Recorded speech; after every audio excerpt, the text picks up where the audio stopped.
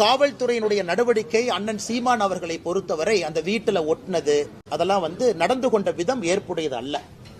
ஏன்னா ஒரு புகார் வந்திருக்கு, காவல்துறை விசாரிக்கணும். புகார் வந்திருக்கு, சீமான் அவர்கள் ஒத்துழைக்கணும். அது எந்த மாற்று கருத்து இல்லைங்கண்ணா. புகார் வந்திருக்கு, விசாரித்த பிறகு சார்ஜ் ஷீட் போடணும். அதெல்லாம் காவல்துறைக்கு முழு அதிகாரம் இருக்கு. ஆனா நான் ஒரு சம்மனை ஒட்டினேன், சம்மனை யாரோ ஒருத்தர் கிழிச்சாங்க, அதனால அவரை நான் தூக்கிட்டு போனேன், அவரை போலீஸ் ஸ்டேஷன்ல போய் அவங்க என்னை அடிச்சாங்கன்னு போலீஸ் நானே கம்ப்ளைண்ட் கொடுத்தேன். எனக்கு அது ஏதோ ஒரு இடத்துல தமிழகத்தினுடைய காவல்துறை தன்னுடைய அதிகாரத்தை தவறாக பயன்படுத்துகின்றார்களோ என்கின்ற ஐயம் எனக்கு ஏற்பட்டுச்சு.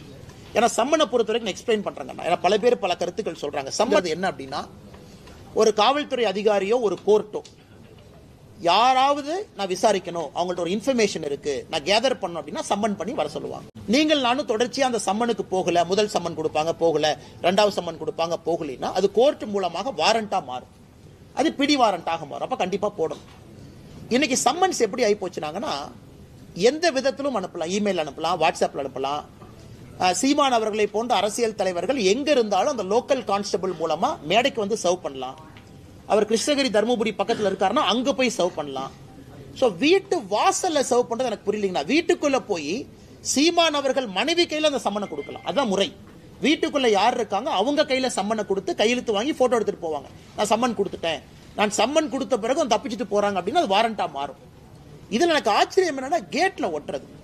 கேட்ல யார்ட்ட ஒட்டுவாங்க, ப்ரொக்ளைம்டு அஃபெண்டர் மேலதான் கேட்ல ஒட்டுவாங்க. அதாவது தேடப்படக்கூடிய குற்றவாளி கேட்ல ஒட்டுவாங்க. நான் பார்த்திருக்கேன். கோர்ட் ஒருத்தர் குற்றவாளின்னு சொல்லி எஸ்கேப் ஆயிட்டாங்க, அவங்கள வீட்டு வாசல் ஒட்டுவாங்க. P1 சொல்லுவாங்க, ப்ரொக்ளைம்டு அஃபெண்டர். ஒரு சீமான் அவர்களுக்கு வீட்டு வாசல்ல ஒட்ட வேண்டிய அவசியம் இல்லை என்பது என்னுடைய கருத்து. சரி, ஒட்டியாச்சு, அதை கிழிச்சிட்டாங்க. எப்ப அதை ஆக்ட் பண்ணணும்னா, அடுத்த நாள் சீமான் அவர்கள் 11 மணிக்கு வரல அப்படின்னா தான் காவல்துறை நடவடிக்கை எடுக்கணும்.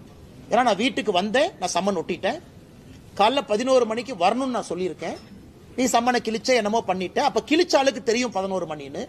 அப்ப நீ சீமான் அவர்கள்ட்டையோ அவங்க துணைவியாருக்கோ அவங்க நண்பர்களுக்கோ சொல்லியிருக்கணும். அடுத்த நாள் 11 மணிக்கு வரல அப்படின்னா நடவடிக்கை. அப்புறம் அவங்க இன்ஃபர்மேஷனை பார்த்து தானே கிழிச்சிருப்பாங்க.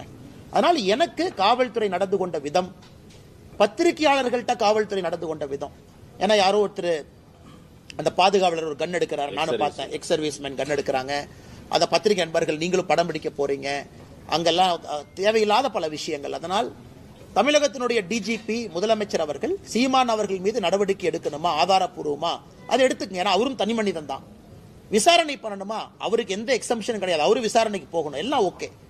நடந்து கொண்ட விதம் எனக்கு ஏற்புடையதா இல்லைங்கன்னா, சாமானிய மனிதனுக்கும் இது நடந்தால் என்ன ஆகுங்கிறத நான் பார்த்தேன்.